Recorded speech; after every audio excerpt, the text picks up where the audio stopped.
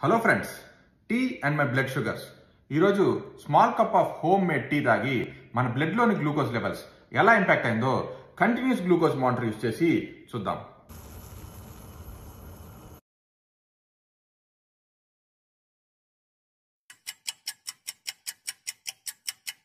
Hello friends, tea తాగి approximately 2 hours అయింది.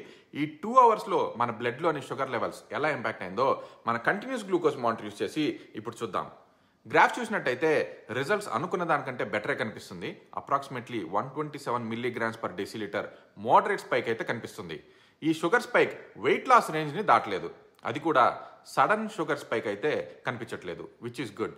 నాకు అనిపిస్తుంది ఏంటంటే ఇలాచీ గ్లూకోజ్ మెటబాలిజంలో, జింజర్ ఇన్సులిన్ ప్రొడక్షన్ అండ్ రెగ్యులేషన్లో, క్లోజ్ షుగర్ లెవెల్ని కంట్రోల్ ఉంచడంలో హెల్ప్ అయింది.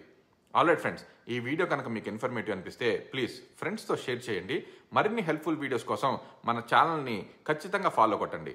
నెక్స్ట్ వీడియోలో మన all time favourite sambar and white రైస్ని ట్రై చేసి బ్లడ్ షుగర్స్ని ఎలా ఇంపాక్ట్ చేస్తుందో చూడబోతున్నాను.